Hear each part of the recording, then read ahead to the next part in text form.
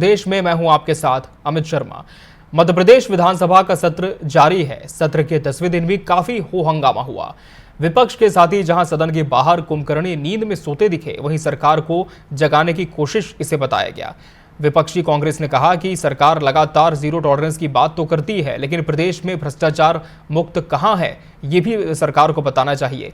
सौरभ शर्मा मामले में भी विपक्ष ने सरकार को जमकर घेरा। किस तरह से बीता सदन में आज का दिन और क्यों हुआ इतना हंगामा, देखिए इस रिपोर्ट में।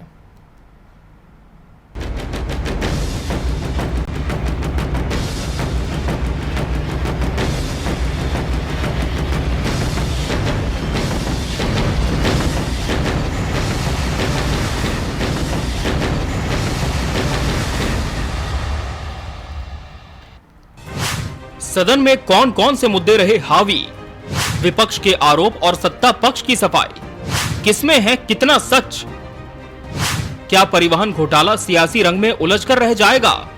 सत्र की शुरुआत में ही विपक्ष ने सरकार पर तीखे हमले किए। कांग्रेस ने आरोप लगाया कि सरकार कुंभकर्णी नींद में सोई है। उनका कहना है कि किसान हो, युवा हो या व्यापारी, हर वर्ग परेशान है।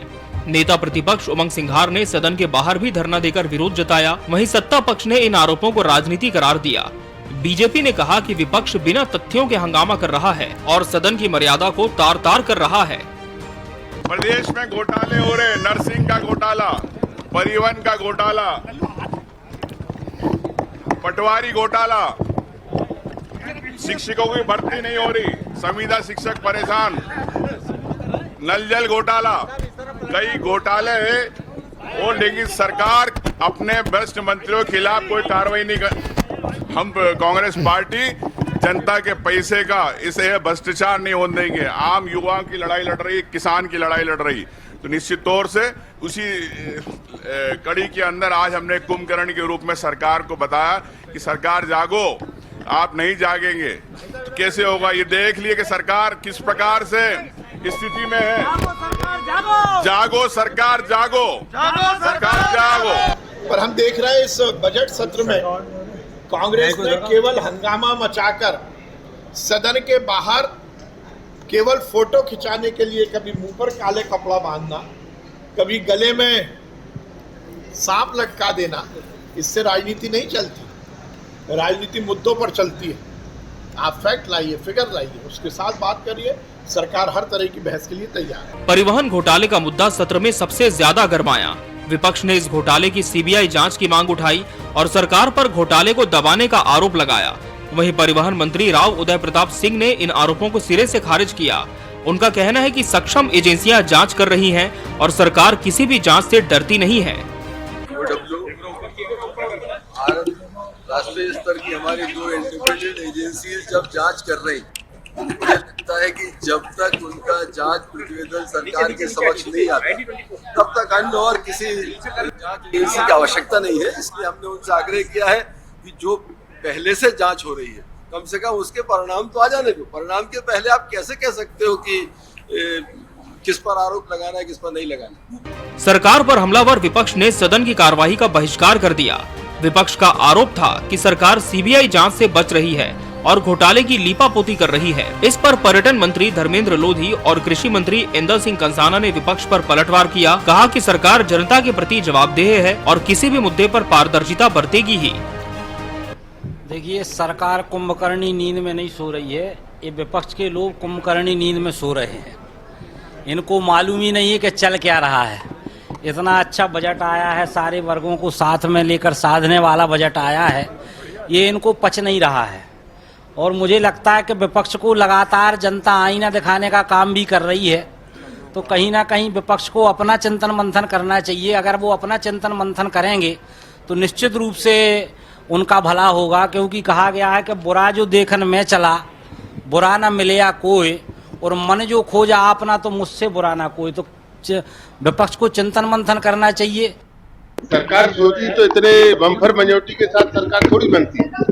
देश और प्रदेश में जिस बम्पर मेजॉरिटी के साथ भारतीय जनता पार्टी की सरकार बनी है, ये आपको ऐसा नजर आता है कि सरकार सो रही है, पार्टी सो रही है? सरकार पूरी तरह से जाग रही है।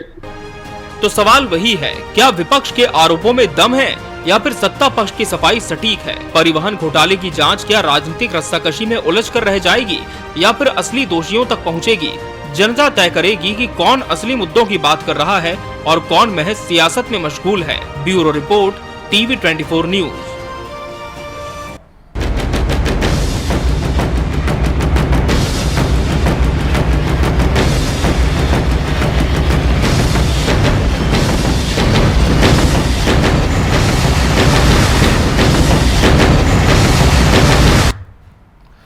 तो जनहित बनाम सियासी हित, आज इसी विषय पर हम चर्चा करेंगे और इसके लिए हमारे साथ खास मेहमानों का पैनल भी जुड़ चुका है। हमारे साथ भाजपा प्रवक्ता वंदना त्रिपाठी जी जुड़ी हैं। वंदना जी, बहुत स्वागत है आपका इस चर्चा में। कांग्रेस प्रवक्ता रितेश त्रिपाठी जी प्रतिपक्ष का पक्ष रखेंगे। रितेश जी, आपका भी बहुत बहुत स्वागत है। और राजनीतिक विश्लेषक डॉक्टर भूपेंद्र सुलेरे जी भी इस चर्चा का अहम हिस्सा है। डॉक्टर भूपेंद्र जी, आपका भी बहुत बहुत स्वागत है इस चर्चा में। रितेश जी, लगातार विपक्ष सरकार के खिलाफ सदन के शुरुआती दिन से ही हल्ला बोल रहा है। आज कुंभकर्णी नींद में सोकर विपक्ष के साथियों ने प्रदर्शन किया, लेकिन सवाल यह है कि जिस तरह से सरकार कह रही है कि जितने आरोप आप लगा रहे हैं, चाहे वो किसी भी विषय से जुड़ा हुआ हो, जांच उसमें चल रही है, अभी तक कोई नतीजा नहीं आया है। लेकिन विपक्ष की चिंता किस बात की है कि क्या प्रदेश में भ्रष्टाचार बढ़ रहा और सरकार उस पर संज्ञान नहीं ले रही, या योजनाओं का फायदा जनता को नहीं मिल रहा? देखिए अमित जी, भारतीय जनता पार्टी की मध्य प्रदेश की सरकार न केवल विपक्ष में बल्कि अपने ही मंत्रियों, अपने ही विधायकों से घिरी हुई है। आपको एक नहीं ऐसे हजारों उदाहरण मिल जाएंगे। आपने कैलाश विजयवर्गीय का भी स्टेटमेंट सुना है, जो वरिष्ठ विधायक मंत्री हैं भाजपा के। उन्होंने कहा कि प्रदेश के कोने कोने में नशे का कारोबार होता है और मुझे सबकी जानकारी है। नंबर एक, इनके प्रदीप पटेल ने आपने मऊगंज में अपनी सरकार के जो आबकारी अधिकारी हैं, जो उनके ऑफिस में जाकर दंडवत प्रणाम किया और कहा बंद कर दो नशे का कारोबार। नंबर दो, नल जल योजना को लेकर सरकार के मंत्री सरकार से आरोप लगा चुके हैं। पूरे मध्य प्रदेश में जितनी भी एजेंसियां बनाई गई, 2-3 एजेंसियों ने जांच की। उन्होंने कहा पूरी तरह से नल जल योजना के नाम पर मध्य प्रदेश में हजारों करोड़ की लूट हुई है। सरकार कहती है हम 3 लाख नए रोजगार लाएंगे, जबकि 70,000 से अधिक नौकरियां सरकारी पद आज भी खाली है। 20 साल की सरकार होने के बाद अभी इनको योजनाएं बना रही, योजनाएं कब तक बनती रहेंगी? मध्य प्रदेश में कोई भी त्योहार हो, अगर वो त्योहार सिर्फ सरकार कर्ज लेकर ही मनाती है। मध्य प्रदेश में 32 लाख करोड़ के दावे करने वाली सरकार 2,97,000 करोड़ भी धरातल पर नहीं ला पाई। मध्य प्रदेश पलायन की दृष्टि से प्रदेश पूरे देश में आज तीसरा बड़ा राज्य बनकर उभरा है। यहाँ पर कानून व्यवस्था आपने देखा कि मऊगंज में किस तरह से दिन दहाड़े पुलिस को अगवा करके मार दिया गया, एसडीओपी महिला एसडीओपी का दुराचार किया गया। सीधी में खनन माफियाओं ने पटवारी को हत्या कर दिया। गुना में तहसीलदार के ऊपर लाठी डंडे से हमला हुआ। पूरे प्रदेश की कानून व्यवस्था लचर हो चुकी है। आपने इंदौर, हमारा महानगर, वहां भी देखा कि किस तरह से पुलिस और जजों के भी वकीलों के बीच में लड़ाई हुई। परिवहन घोटाले में आपने देखा कि आप बताइए किस क्षेत्र की मैं बात कर रहा हूँ जहाँ पे आप माने की सरकार संतोषप्रद काम कर रही है। ले देखिए वही ढाक के 3 पाँच, हम चुनाव जीत गए, हम चुनाव जीत गए। क्या चुनाव जीतना ही इनके सारे सर्टिफिकेट हैं? क्या कोई चुनाव जीतना नैतिकता का सर्टिफिकेट होता है? ये देश वो देश है जहाँ पर जेल में रहते हुए अपराधी चुनाव जीत कर आए हैं। आज भी संसद के 2 सदस्य जेल में बंद हैं और उनके ऊपर मानव तस्करी जैसे जघन्य अपराध लगे हैं। क्या उन्हें आप नैतिकता के आधार पर अप्रूवल दे देंगे चुनाव जीतने के दम पर? भारतीय जनता पार्टी को वास्तविकता में आज अपने गिरेबान पर झांकने की आवश्यकता है। भारतीय जनता पार्टी ने पिछले 20 सालों में मध्य प्रदेश को माइनिंग माफियाओं का, परिवहन माफियाओं का, मेडिकल माफिया, शिक्षा माफिया का एक सुरक्षित पनाहगार बन चुका है। पूरे देश में जो भी अपराध करते हैं वो मध्य प्रदेश में अपने आप को सुरक्षित तो माफियाओं का प्रदेश मध्य प्रदेश बन चुका है, विपक्ष का कहना है। लेकिन वंदना त्रिपाठी जी, विपक्ष का ये प्रदर्शन सत्ता पक्ष पर क्या किसी तरह का असर डाल रहा है? क्या मानते हैं जनता के मुद्दे बखूबी उठा रहा है विपक्ष? सबसे पहले तो सभी को नमस्कार। और देखिए, सदन की कार्यवाही को स्वयं मैंने देखा है दर्शक दीर्घा में बैठकर, और मैंने देखा कि जिस प्रकार से सदन चल रहा है, अगर जो विपक्ष है वो अपने मुद्दों को सही प्रकार से उठाए और ये सब जो कुंभकर्ण को जगाना है, नकली सांप लेकर पहुंच गए, पुंगी बजाने लगे। लेकिन मैं मानती हूँ कि लोकतंत्र में आप स्वतंत्र हैं, विरोध करना आपका हथियार है और विरोध आपको करना भी चाहिए, सरकार को घेरना भी चाहिए अगर सरकार कहीं पर गलत है। लेकिन सिर्फ विरोध प्रदर्शन करना, सिर्फ धरने देना, सिर्फ आंदोलन करना, क्या ये सही है? मैं इसे नहीं मानती। क्योंकि देखिए, जो जनप्रतिनिधि होते हैं, चाहे वो किसी भी पार्टी के हों, भारतीय जनता पार्टी के सरकार में बैठे हुए लोग हों या कांग्रेस पार्टी के जनप्रतिनिधि, सबको जनता एक विश्वास के साथ चुनकर लाती है। जनादेश जो जनता देती है वो बड़ा सोच समझ कर देती है, अपने महत्वपूर्ण मत का प्रयोग करती है। तो ये जनप्रतिनिधियों की जिम्मेदारी बनती है। हमारी सरकार में जो लोग हैं वो तो अपना कार्य कर ही रहे हैं, लेकिन साथ साथ विपक्ष से भी जनता ये उम्मीद लगाती है कि जिन्हें वो चुनकर लाई है वो अपने द्वारा सरकार में जो जन हितैषी कल्याणकारी बातें हैं उनको उठाएंगे। जब वो अगर सरकार गलत है तो उसको घेरेंगे। बस सिर्फ छपाक की बीमारी से ग्रसित होकर रोज मीडिया की सुर्खियां बने रहना, रोज हमें पेपर में छपना है, रोज हमें प्रासंगिक बने रहना है, रोज हमें कहीं ना कहीं मीडिया में अपनी जगह बनानी है, स्क्रीन स्पेस लेना है, ये सोच गलत है। देखिए एक जमाना हुआ करता था जब दिग्विजय सिंह जी, कमलनाथ जी भी विपक्ष के नेता हुआ करते थे और विपक्ष में बैठते थे। वो लोग क्योंकि राजनीति में बहुत मंझे हुए लोग हैं, वो लोग फिर भी प्रदर्शन के साथ साथ, आंदोलन के साथ साथ जनता के मुद्दों को उठाते थे, जनहितैषी बातों को करते थे, जनहितैषी भावनाओं को सामने लेकर आते थे। लेकिन आज के जो ये कांग्रेस पार्टी के नेता हैं, मैं इन्हें नौसिखिया ही कहूंगी। नौसिखिया इसलिए क्योंकि कमलनाथ जी की तुलना में ये लोग नौसिखिया ही कहलाएंगे। चाहे वो उमंग श्रृंगार जी हो, चाहे जीतू पटवारी जी हो, और चाहे अगर सदन की बात करें तो हेमंत कटारे जी हो। ये सारे के सारे लोग, इन्हें मीडिया में छपने की, मीडिया में आने की इस कदर बीमारी लग चुकी है कि ये जनता के मुद्दों को नहीं उठाते, ये सिर्फ तमाशे करते हैं, ये कभी भी अपने सदन की कार्यवाही को सही तरीके से होने नहीं देते। ये कोशिश करते हैं कि कालनेमी की भांति बार बार आकर सदन की कार्यवाही को स्थगित कराए, किसी भी प्रकार से ये प्रासंगिक बने रहे। देखिए ये गलत है। जनता ने अगर इनके विधायकों को भी चुना है और अगर इन्हें भी जनादेश दिया है कुछ हद तक, तो उनके विधायकों की भी जिम्मेदारी बनती है कि अपने अपने क्षेत्र की समस्याओं को उठाएं और अपने नेता प्रतिपक्ष और उपनेता प्रतिपक्ष से बोले कि सिर्फ प्रदर्शन ना करें, कृपया कर हमारे मुद्दों पर भी हमें चर्चा करने दें और सदन को इस तरह से बार बार स्थगित न कराएं। लेकिन सिर्फ अगर प्रदर्शन नहीं होगा, डॉक्टर भूपेंद्र सुलेरी जी का मैं रुख कर लेता हूं। भूपेंद्र जी, अगर सिर्फ नहीं होगा प्रदर्शन तो क्या मानते हैं जो विपक्ष की प्रासंगिकता है वो बनी रहेगी? 10 दिन हो चुके हैं सदन की कार्रवाई को, आपका विश्लेषण क्या कहता है? क्या सब कुछ बहुत बेहतर चल रहा है सदन में, या फिर कुछ बदलाव की आवश्यकता आप देखते हैं आने वाले दिनों के लिए? देखिए, सदन एक ऐसा पटल रहता है कि जो विधायक चुन के आते हैं या फिर मंत्रिमंडल का जो कार्य होता है या राज्य को जो दिशा देने वाले हैं उनके संबंधित बिल होते हैं और अपनी समस्याओं और सरकार को भेजने का बहुत अच्छा फोरम है।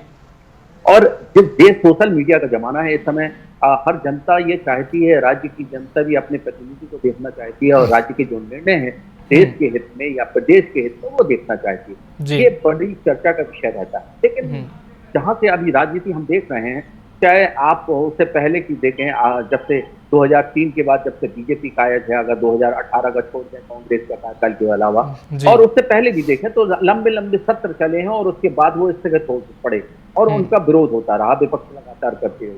आज वही टूल्स अपना रही है। एक मैं ये समझता हूँ कि राजनीति के एक सकारात्मक दिशा सत्ता और विपक्ष दोनों को देनी पड़ेगी, क्योंकि एक सत्ता से लगातार दूर रहने वाली विपक्षी की पार्टी, एक सत्ता में लगातार रहने वाली पार्टी, दोनों के बीच में अगर जब तक सदन के बीच में अगर सामंजस्य नहीं होगा तो सदन क्या है, दोनों लोगों का है।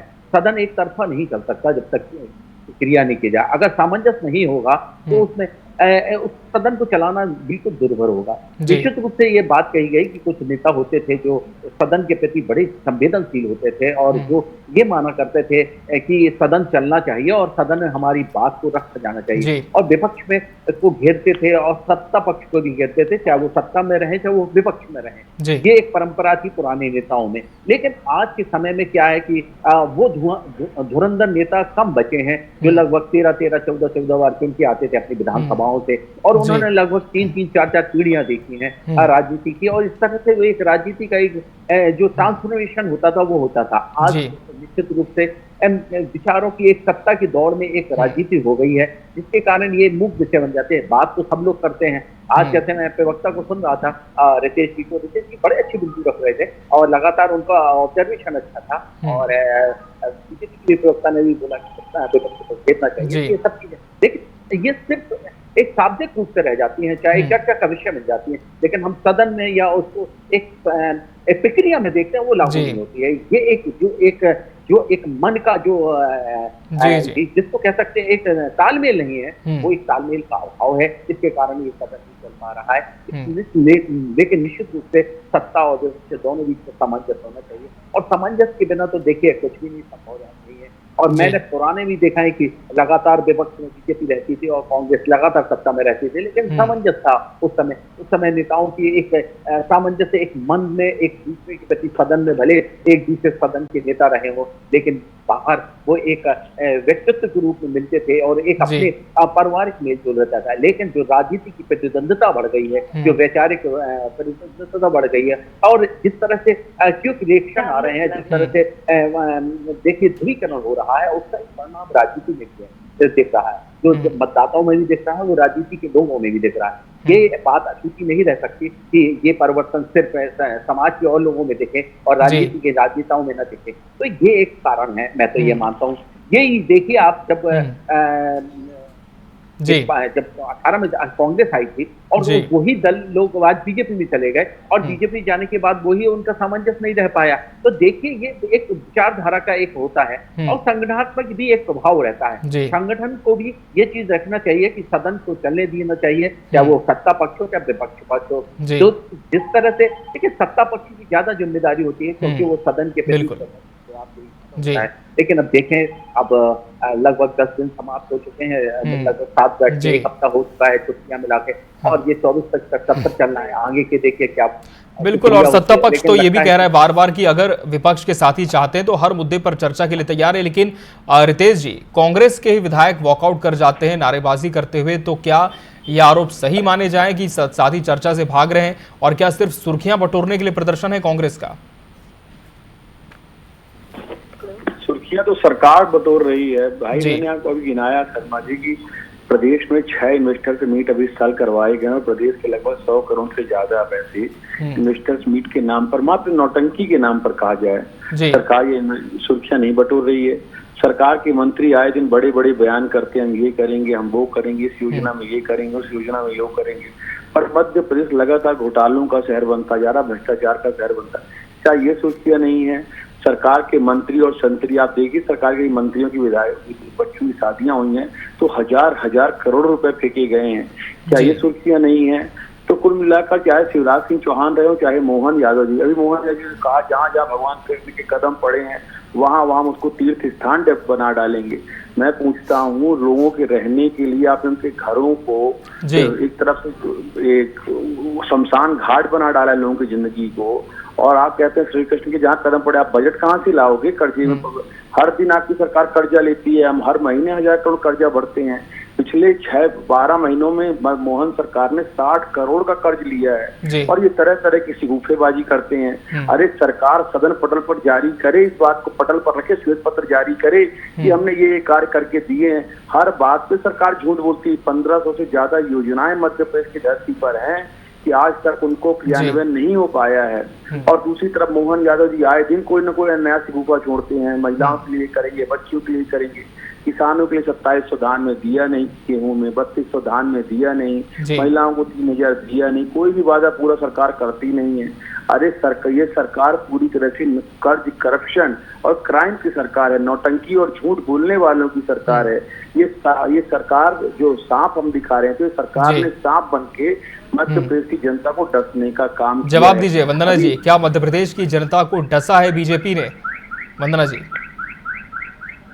देखिए, सबसे पहली बात तो ये कि ये जो एमएसपी और ये सारे मुद्दे उठाते हैं, उस सब चीजों का जवाब सरकार दे रही है। आज आपने देखा घोषणा हुई है कि 2000 दाल की एमएसपी पर खरीदी जाएगी। गेहूं का भी आपने रजिस्ट्रेशन देखा 2700 रुपए में हुआ है। तो ये सारी बातें जनता को भ्रमित ये लोग करते हैं, और इनको तो अपनी बात करना चाहिए कि जनता ने आपको जो चुना है, आपके विधायकों को चुना है, वो सिर्फ कार्यवाही करने, वो सिर्फ सदन को स्थगित करने के लिए चुना है क्या?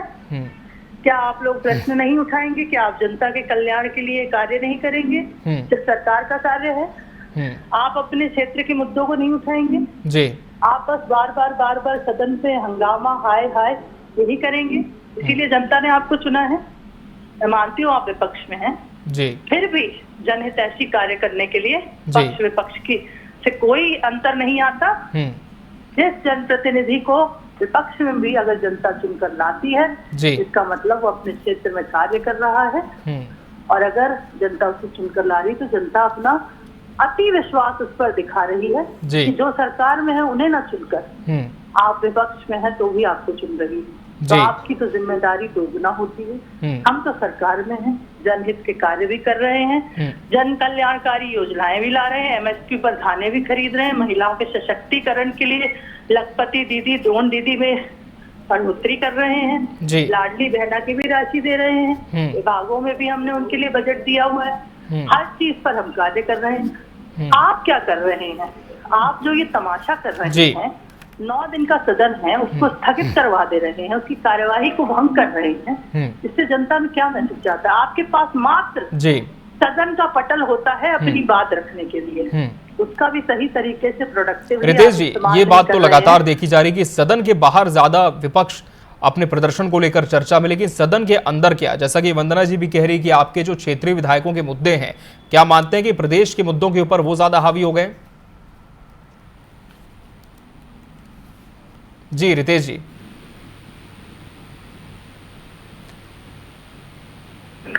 रितेश जी, क्या आपको मेरी आवाज मिल पा रही है? मुझे आ रही है। जी जी, आपकी बात रखें। जी देखिए, वंदना जी की सांस फूल रही है, वो सारी बातें कह रही है। हमारे यहाँ कहावत है कि झूठ बोले कौवा काटे, तो कहीं ना कहीं झूठ बोलने में किसी भी व्यक्ति को बहुत ताकत की आवश्यकता होती है, क्योंकि उनकी पार्टी जो है तो निरंतर मध्य प्रदेश का बेड़ा गर्क कर रही है। उनके पास कोई भी ऐसा डेटा नहीं है जिसके माध्यम से सरकार को बचा सके, इसलिए वो यहाँ वहाँ की बातें करके मात्र डिबेट का जो माइंड डाइवर्शन का काम कर रही है। मैं तो कहता हूँ एजेंडे पे रह के आप बात करिए। मैंने आपको सारे मुद्दे गिनाए हैं, चाहे परिवहन का मुद्दा हो, चाहे ड्रग्स का माफिया हो, चाहे अपराध की बात हो, चाहे मऊगंज की बात हो। एक मुद्दा आप बताइए, ये भ्रष्टाचार में डूबी हुई सरकार, इसकी नीति और नीयत दोनों भ्रष्टाचार में, आकंठ भ्रष्टाचार में डूबी हुई है। जो सरकार निरंतर मध्य प्रदेश की धरती को कहा जाए खनन करके मध्य निचोड़ कर अपना घर भरने में इसके मंत्री और दूसरी लगे हुए हैं, उस सरकार लोगों को कोई उम्मीद नहीं बची है। और क्या सदन की बात कर रही हैं आप? सदन के माध्यम से आपने आज तक मध्य प्रदेश की धरती पर एक भी विकास कार्य किया हो तो आप बताइए। आपने कदम कदम पर संविधान को खंडित किया है, अपनी पार्टी को महिमा मंडित किया है, इसलिए आपके मुंह से लोकतांत्रिक बातें बिल्कुल भी वंदना बहन अच्छी नहीं लगती हैं। मेरा आपसे अनुरोध है कि अपनी पार्टी की आंतरिक कला को मिटाकर मध्य प्रदेश की राह भी बढ़ाने के लिए कुछ मजबूत निर्णय लिए जाए। ये बहुत समय हो गया इवेंट मैनेजमेंट की सरकार चलाते हुए, अब आपको धरातल पर जन उद्देश्य कुछ निर्णय लेने पड़ेंगे, जन हितकारी योजनाएं बनानी पड़ेंगी, ताकि मध्य प्रदेश का आने वाला भविष्य जो आज कर्जी में दबा हुआ है, जो किसान आत्महत्या कर रहा है, महिलाओं के साथ दुराचार हो रहा है, उनके साथ न्याय हो सके। वरना कर्ज करेक्शन और क्राइम की सरकार आने वाले समय में मध्य प्रदेश का बेड़ा गर्क कर देगी। डॉक्टर भूपेंद्र सुलेरिया जी, अगर इस बार इस पूरे सदन की उपलब्धियों को देखा जाए, बजट पेश हुआ, विपक्ष के हंगामे हुए, लेकिन जहां तक जनता के मुद्दों पर चर्चा करने की बात है, क्या आप मानते हैं कि उसमें भी ये जो सदन है वो कहीं ना कहीं बहुत पीछे रहा है अभी तक? और आने वाले समय में क्या उम्मीद की जा सकती है दोनों पक्षों के विधायकों से कि किस तरह की सार्थक चर्चा हो और एक गरिमा भी इसमें हमें देखने को मिले? देखिए, सदन जिस राज्य की होता है उसके राज्य की अधोरचना के लिए होता है, उसके विकास के लिए होता है, उसमें दोनों पार्टियां, चाहे पक्ष हो चाहे विपक्ष, दोनों शामिल होते हैं। बिल्कुल। लेकिन अब निश्चित रूप से ये देखा जा रहा है कि एक ट्रेंड में आ गया है कि लोग सदन की कार्रवाई देखते हैं और सदन में जो जिस तरह से अपनी बात को रखेगा तो वो चाहता है कि वो उससे मतदाता उस तरह से इन्फ्लुएंस हो रहा है। अब बात यहाँ पे ये है कि कांग्रेस ये समझ रही है कि हम जिस तरह से वो परिवहन का मामला उठाया, उन्होंने सोने की सिक्के लिए, कुंभकर्ण की नींद, जिस तरह से ये थोड़ा सा एक जनता एक डिफरेंट चाहती है, तो वो उस तरह से उनकी नब्ज के हिसाब से वो अपना सदन वो सोच रहे हैं। सत्ता पक्ष को काम चलाना है, सत्ता को विधेयक पास करना है, बिल पास कराने हैं, तो अब जो विधेयक और बिल पारित तो होंगे, अगर वो बिना चर्चा के पारित होंगे तो वो उनका परिणाम क्या होगा? चर्चा के लिए फोरम है, उसमें संशोधन के लिए गुंजाइश है। अगर वो नहीं होगा तो सरकार के पास तो बहुमत है, सरकार अपने हिसाब से उसको पास करा लेगी और वो पास हो जाएंगे, क्योंकि बिना चर्चा के पास हो जाएंगे। तो ये चीजें भी समझनी चाहिए, जहाँ पे मूल रूप से जो जनता से जुड़ी हुई चीज है, जनता का वो पैसा है और जनता कुछ इस तरह से पारदर्शिता दिखनी चाहिए कि हम जनता के मुद्दों को उठा रहे हैं सदन में। अब उनका हो सकता है कि उनका कांग्रेस संगठन या कांग्रेस के नेता या विपक्ष ये सोचता होगा कि हम जिस तरह से सदन में कार्रवाई जिस तरह से नहीं उठा रहे हैं वो जनता को अच्छी लग रही है, और सत्ता पक्ष ये सोच रही है कि हम जिस तरह से काम कर रहे हैं, तो इस तरह से बात हो रही है और दूरियां हैं दोनों तरफ से। समन्वय जब इस तरह से नहीं होगा तो उस तरह से अब समन्वय के लिए क्या होता है कि जो मुख्य बड़े नेता होते हैं, जो सदन की कार्यवाही को महत्वपूर्ण समझते हैं, उसके दर्द को और उसके मर्म को समझते हैं, वो राज्य की मुख्य धारा के विकास के लिए जो लाए गए विधेयक हैं उनके लिए पारित होने के लिए वो अपनी भूमिका और अपनी को आपको इतिहास में उस सहभागिता के लिए याद करते हैं। इसलिए ये सदन की बहुत महत्वपूर्णता है। अगर वो चीज सदन के विधायक समझेंगे तो निश्चित रूप से सदन की कार्रवाई के लिए चाहे सदन हो, चाहे विपक्ष हो, चाहे पक्ष हो, दोनों लोग समझेंगे, क्योंकि वो एक सदन एक बार चुन के भेजता है विधानसभा के लिए, फिर अगली विधानसभा का इलेक्शन फिर चुन के भेजते, तो वो इतिहास बनता है। और वो उस समय के लिए गए जो परिणाम होते हैं, जो निर्णय लिए गए होते हैं, जो उनके द्वारा उठाई गई कार्रवाई होती है और जो उनका विरोध हो जाए, जो सारी चीजें, अब इसमें तो मूल रूप से बातें तो रह ही नहीं जाती, बस हल्ला और हल्ला रह जाता है। तो ये सब चीजें देखनी पड़ेगी, लेकिन हो सकता है कि इसका सुधार अब चरमोत्कर्ष पे चल रहा है, चाहे हम लोकसभा की कार्रवाई देखें चाहे विधानसभा की कार्रवाई, इस तरह से ही चल रही है। लेकिन अब देखिए उस तरह से इसका भी एक चरम होगा और निश्चित रूप से इसके बाद ये निश्चित तौर पर, क्योंकि हंगामा काफी हुआ है, लेकिन सार्थक चर्चा की भी दरकार है, क्योंकि कहीं ना कहीं कहना गलत नहीं होगा कि एक जो समापन है सदन का वो सकारात्मक होना चाहिए और जनता के मुद्दों पर ही इसमें बात होनी चाहिए। बहरहाल चर्चा के लिए समय हमारे पास इतना ही था। आप सभी मेहमानों का बहुत बहुत धन्यवाद हमसे इसमें जुड़ने के लिए और इसका हिस्सा बनने के लिए। इसी के साथ बड़ी बहस डिबेट लाइव मध्य प्रदेश में आज के लिए फिलहाल इतना ही। मुझे और मेरी पूरी टीम को दीजिए इजाजत। नमस्कार।